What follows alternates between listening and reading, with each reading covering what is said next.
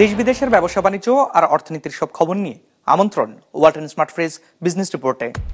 সদ্য সমাপ্ত অর্থ বছরে বৈদেশিক ঋণ পরিশোধে রেকর্ড, সামনে সুদ আসল পরিশোধের চাপ আরও বাড়বে, প্রস্তুতির তাগিদ বিশ্লেষকদের। টানা ৩ সপ্তাহ উত্থানের পর ফের নিম্নমুখী ঢাকার পুঁজিবাজার, সূচক বাড়লেও সুফল পাচ্ছে না সাধারণ বিনিয়োগকারীরা।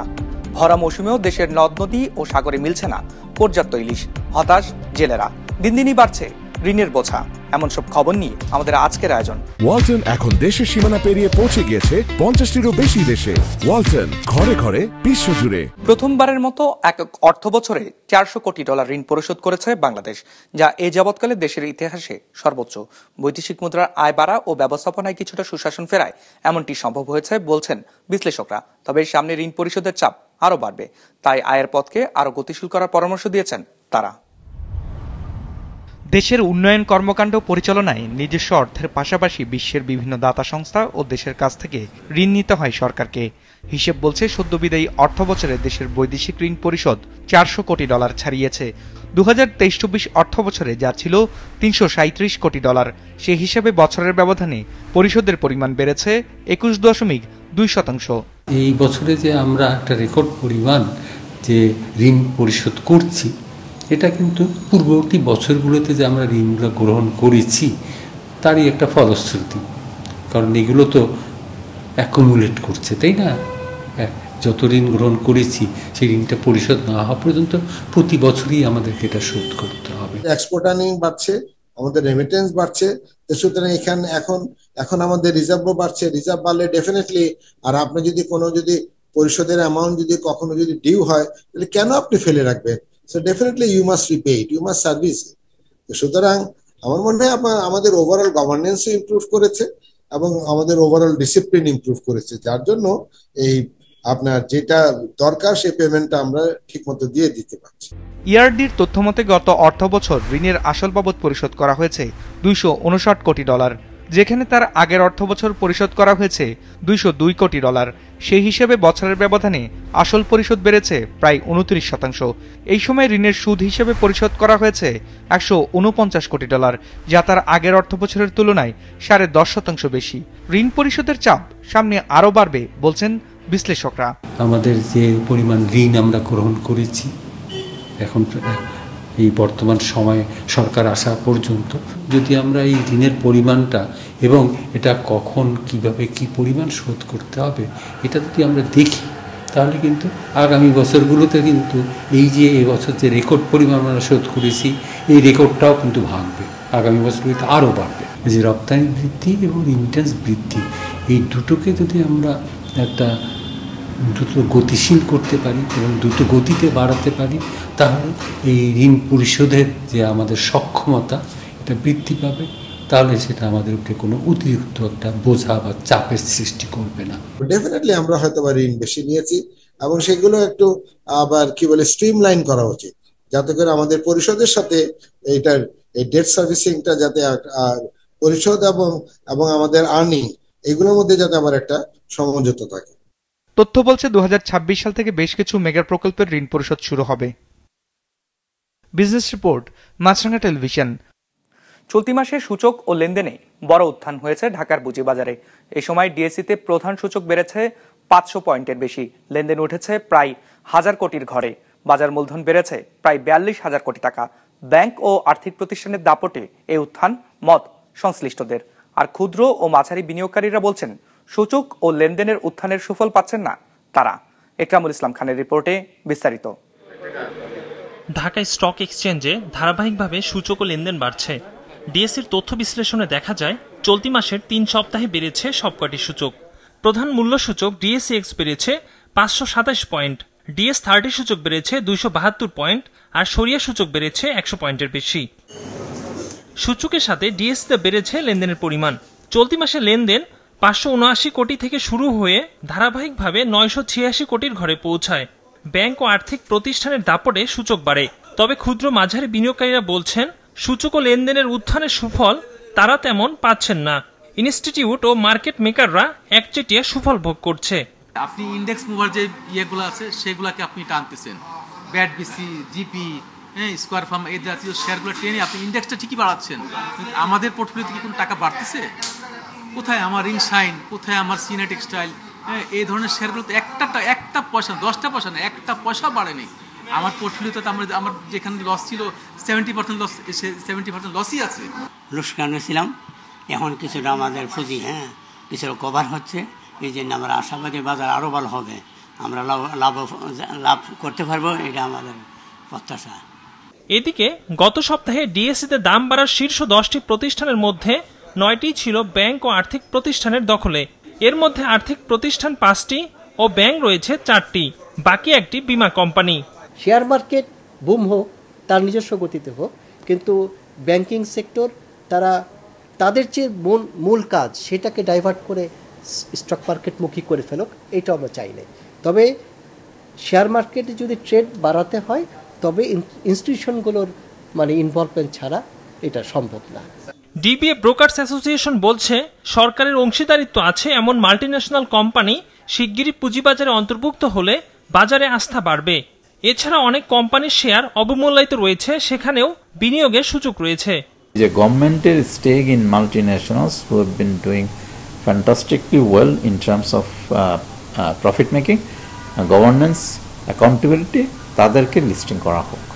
এবং ইন এডিশন যে আরও কয়েকটা কোম্পানি যারা state own enterprise which are doing well, ওদেরকে লিস্টিং করা হোক। এবং গভর্নমেন্টের স্টেট ওন এন্টারপ্রাইজ অলরেডি যেগুলি লিস্টেড আছে, যেমন লাইকসে পাওয়ার গ্রিড, ডেস্কো বা এই ধরনের অন্য যে কোম্পানিগুলি আছে, সেখান থেকেও কিছু শেয়ার পাবলিককে আরও বেশি পরিমাণে দেওয়া হোক।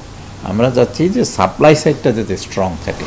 তবে চলতি সপ্তাহের প্রথম 2 কার্যদিবসে কমেছে ডিএসসির প্রধান সূচক ডিএসইএক্স, যদিও এ সময় লেনদেন ছাড়িয়েছে 800 কোটির ঘর। বিশ্লেষকরা বলছেন, টানা উত্থানের পর বাজারে কারেকশন স্বাভাবিক ঘটনা।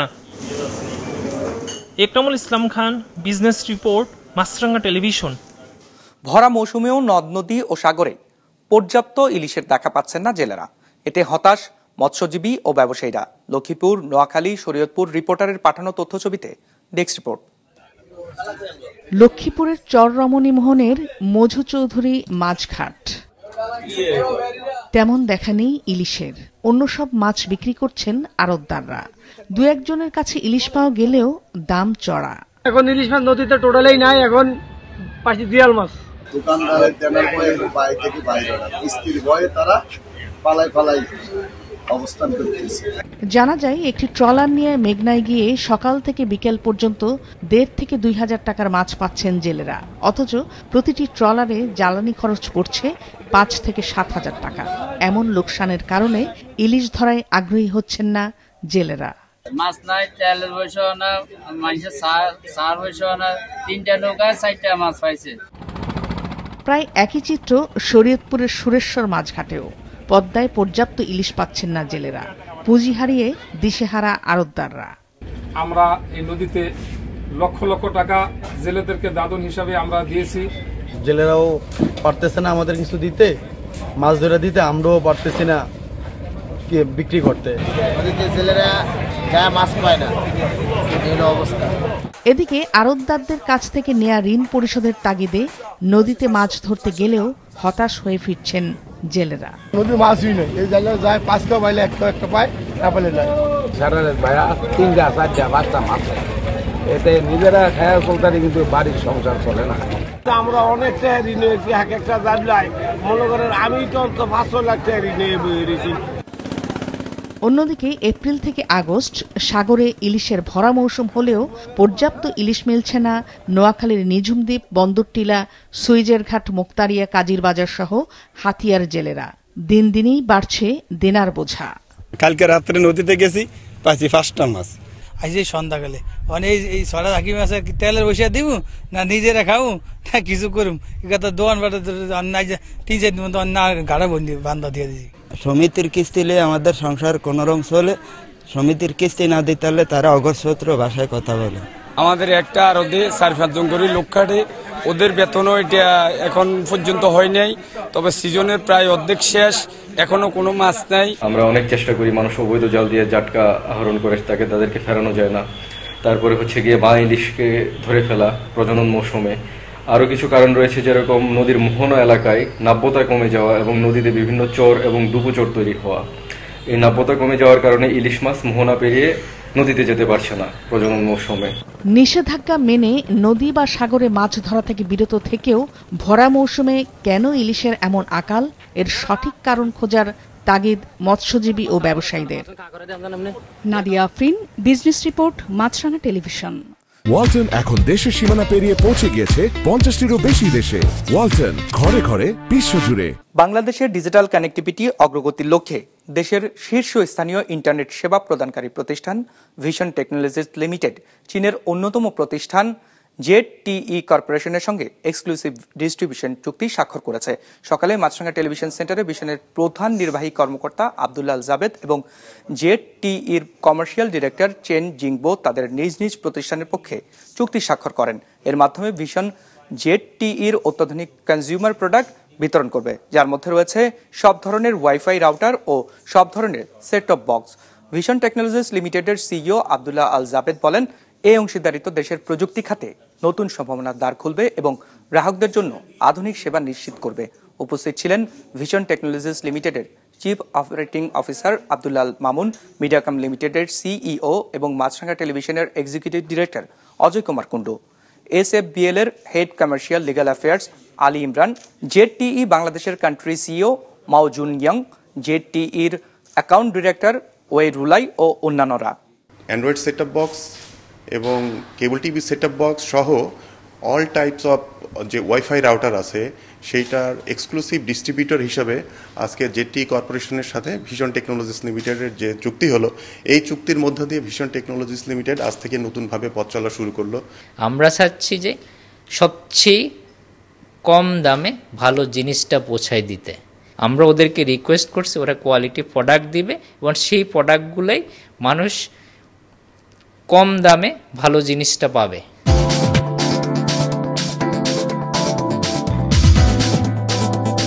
নেতিবাচক ধারায় শেষ হয়েছে ঢাকার শেয়ার বাজারের লেনদেন। সার্বিক সূচক DSX 22 পয়েন্ট কমে দাঁড়িয়েছে 5332-এ। হাত বদল হয়েছে 805 কোটি টাকার শেয়ারের মালিকানা।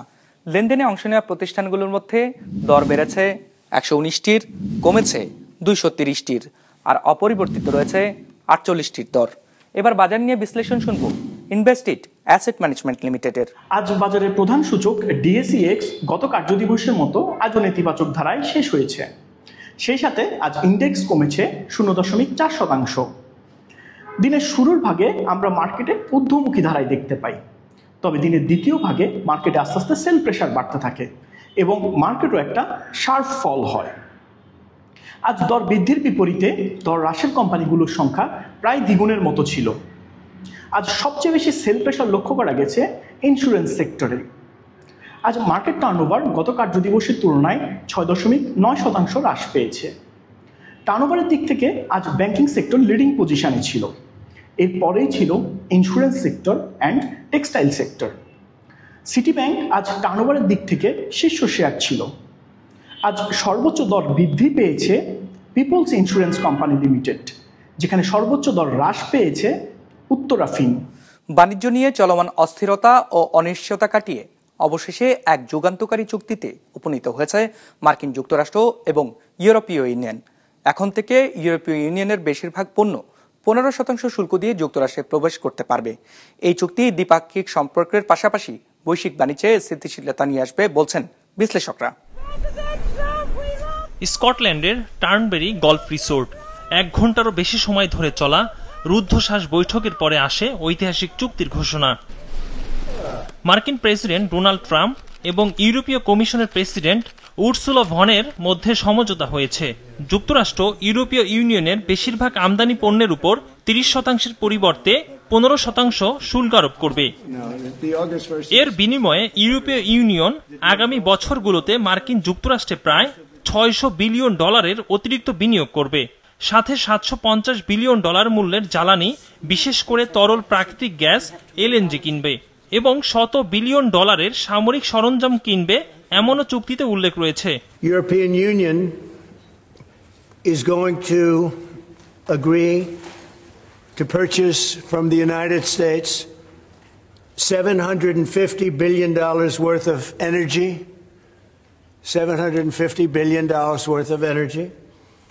They are going to agree to invest into the United States $600 billion more than they're investing already. So they're investing a large amount of money. You know what that amount of money is. It's very substantial, but they're going to invest. এছাড়া চুক্তি অনুযায়ী গুরুত্বপূর্ণ ও কৌশলগত পণ্যের ক্ষেত্রে শূন্য শুল্ক বজায় থাকবে। এর মধ্যে রয়েছে অত্যাধুনিক বিমান ও বিমানের যন্ত্রাংশ, রাসায়নিক, সেমিকন্ডাক্টর তৈরির সরঞ্জাম এবং কিছু কৃষি ও প্রাকৃতিক সম্পদ। তবে ইস্পাত ও অ্যালুমিনিয়ামের উপর 50% শুল্ক অপরিবর্তিত রাখার উপর অটল ডোনাল্ড ট্রাম্প। এই চুক্তিকে বিশ্ব অর্থনীতির জন্য একটি বড় স্বস্তির খবর হিসেবে দেখছেন বিশ্লেষকরা। যুক্তরাষ্ট্র এবং ইউরোপীয় ইউনিয়ন সম্মিলিতভাবে বিশ্ব বাণিজ্যের প্রায় 1/3 নিয়ন্ত্রণ করে। তাদের মধ্যে স্থিতিশীল বাণিজ্যিক সম্পর্ক, বৈশ্বিক সরবরাহ শৃঙ্খল এবং বিনিয়োগের পরিবেশের জন্য অত্যন্ত ইতিবাচক। যদিও 15% শুল্ক নিয়ে ইউরোপের কিছু শিল্প গোষ্ঠী এখনো পুরোপুরি সন্তুষ্ট নয়, তবে একটি পূর্ণাঙ্গ বাণিজ্যিক সংঘাত এড়ানো সম্ভব হওয়ায় সকলেই স্বস্তির নিঃশ্বাস ফেলছে। একরামুল ইসলাম খান, বিজনেস রিপোর্ট, মাছরাঙা টেলিভিশন। দর্শক, আমাদের যে কোনো পর্ব নিজেদের সুবিধাজনক সময় দেখতে সাবস্ক্রাইব করুন বিজনেস রিপোর্টের অফিসিয়াল ইউটিউব চ্যানেল। ফেসবুক পেজে লাইক দিয়ে আপডেট থাকুন ব্যবসা বাণিজ্যের আলোচিত সব ঘটনা সম্পর্কে। আর আপনাদের মতামত জানান কমেন্টস অথবা ইনবক্সে। আজ এটুকুই, বিদায় নিচ্ছি, ভালো থাকবেন।